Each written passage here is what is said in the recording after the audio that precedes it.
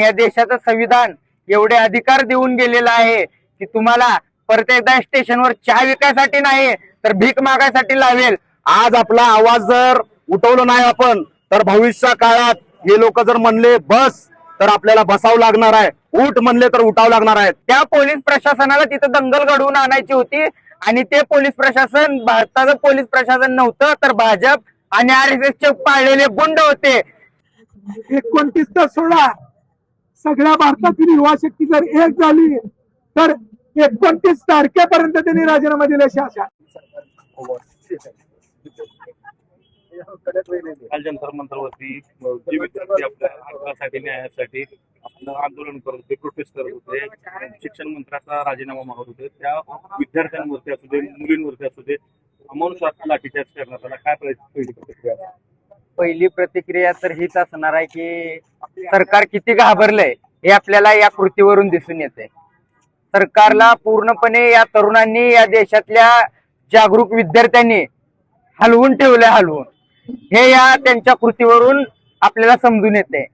पण सरकार एक गोष्ट लक्षात येणार सरकारला की या तरुणांनी जर पूर्णपणे एकवटलं तर यांची सत्ता उलटवून लावल्याशिवाय यांना सोडणार नाही। मी तरुणांना आव्हान करतोय की आता तुम्हाला घरात बसून शांत बसून चालणार नाही। ही लढाई रस्त्यावरची लढाई राहिली आहे आणि ती फक्त विद्यार्थ्यांपुरती मर्यादित नसून या देशाच्या भारतीय संविधानाला वाचवण्यासाठीची ही लढाई झालेली आहे। त्यासाठी आपल्याला एकत्र येऊन तो जात, धर्म, पंथ, वंश, लिंग या गोष्टी न बघता आपल्याला एकत्र येऊन या सरकारच्या विरोधात एक भला मोठा लढा उभा करण्याची गरज आहे।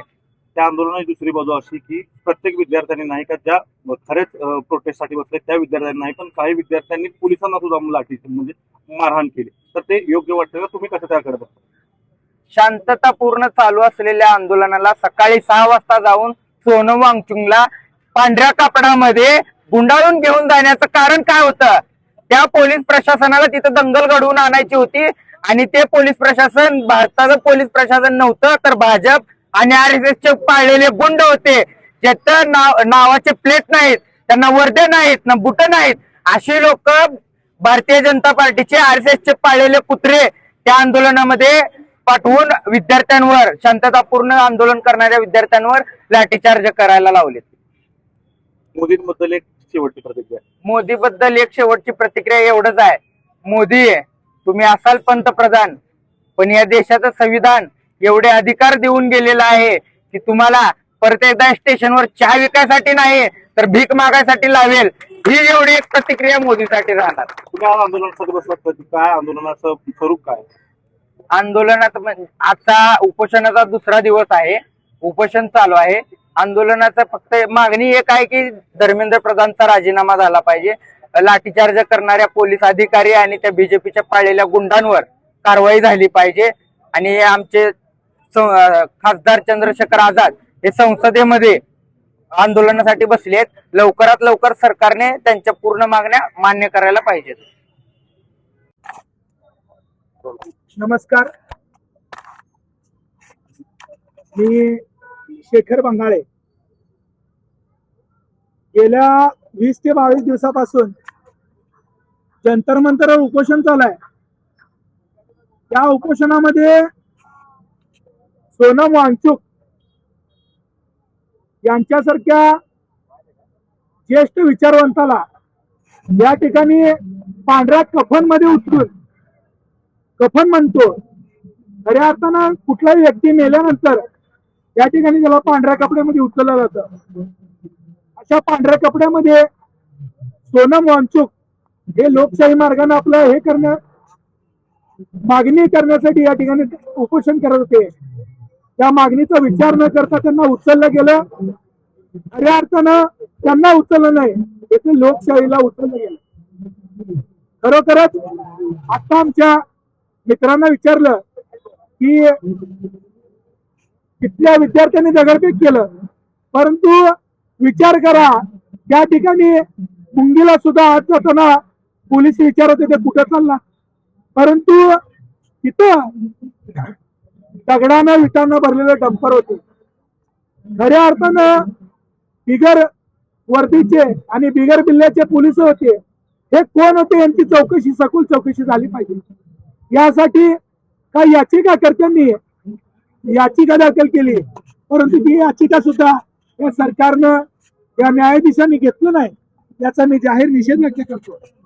खऱ्या अर्थानं आम्ही जालियनवाला बाग हत्याकांड बघितलं नाही, परंतु पुस्तकात वाचल्याप्रमाणे आता त्या जालियनवाला बाग हत्याकांडाची पुनरावृत्ती या ठिकाणी झालेली आहे बांधवांनो. आणि गोरे इंग्रज होते, परंतु आता काळे इंग्रज या ठिकाणी हिटलरशाही ही लोकशाही नाही. लोकशाही म्हणजे काय? लोकांनी लोकांसाठी निर्माण केलेली लोकशाही, परंतु या ठिकाणी हिटलरशाही चालू आहे. खऱ्या अर्थानं धर्मेंद्र प्रधान यांनी राजीनामा दिलाच पाहिजे. आणि जे काही 20-22 विद्यार्थी ज्यांनी नीट परीक्षेसाठी आत्महत्या केली, त्या आत्महत्याग्रस्तांना 1 कोटी मदत या शासनाने केली पाहिजे, एवढंच आपल्या माध्यमातून सांग. निवडणुकींना आणखी भरपूर कालावधी आहे, पण 29ला मोदी पंतप्रधान होतील वाटतं. खऱ्या अर्थानं 29लाच नाही, आता त्यांनी राजीनामा देतील. 29 तर सोडा, सगळ्या भारतातील युवा शक्ती जर एक झाली तर 29 तारखेपर्यंत त्यांनी राजीनामा दिल्याची आशा. विद्यार्थी हे देशाचं उज्ज्वल भविष्य आहे आणि त्या विद्यार्थ्यावर लाठीचार्ज करणं हे खरोखर खरोखर माणुसकीला काळिमा फासणारी ही घटना घडलेली.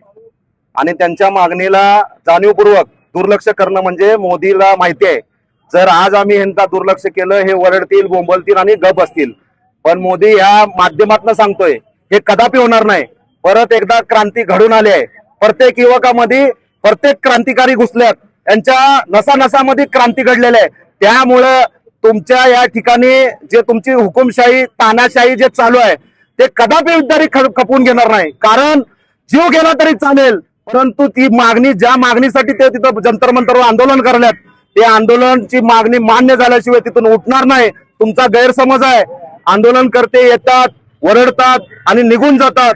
मात्र हे असं समजू नका, कारण तुमची हिटलरशाही प्रत्येकाला, प्रत्येक युवकाला हे आंदोलन माझ्या सर्व या ठिकाणी मी देशवासियांना विनंती करतोय, मी वारंवार विनंती करतोय, आवाहन करतोय, हे फक्त जंतर मंतरचं आंदोलन म्हणून बघू नका. आज आपला आवाज जर उठवलं नाही आपण, तर भविष्य काळात हे लोक जर म्हणले बस, तर आपल्याला बसावं लागणार आहे. उठ म्हणले तर उठावं लागणार आहे. त्यामुळं ही वेळ आलेली आहे बांधवानो, खरोखर वेळ आलेली आहे. मोदी हटाव, देश बचाव. कारण मोदी हटला तरच देश सुरक्षित राहणार आहे. कारण हा पांढऱ्या ह्याच्यामध्ये काळा डाकू आहे. हा मोदी आपल्याला देशाला लागलेला कलंक आहे. कारण ह्यांनी असं काय घडवून आणतात की त्यांना यांचा मास्टर माइंड असा आहे की याला कुठलीही गोष्ट घडवायची असेल तर हा बरोबर घडवून टाकतोय. त्यामुळं या माणसाला भावना नाहीत, कसलेही काय विद्यार्थ्याच्या त्या ठिकाणी चाललेले आक्रोश त्याचेही काय घेणं देणं नाही. त्यामुळं सर्व युवकाला या माध्यमातून मी विनंती करतोय, आवाहन करतोय, ही वेळ आलेली आहे क्रांती घडवण्याची, क्रांती करण्याची. त्यामुळं ह्याच्या हिटलरशाहीला बळी न पडता ह्याला जसं तसं उत्तर देऊन या पद्धतीने आपली जी मागणी आहे, आता ही पुढची जी मागणी सगळ्याची आहे की मोदी हटाव, देश बचाव. मोदींनी राजीनामा दिलाच पाहिजे, मोदी इथून हटलाच पाहिजे.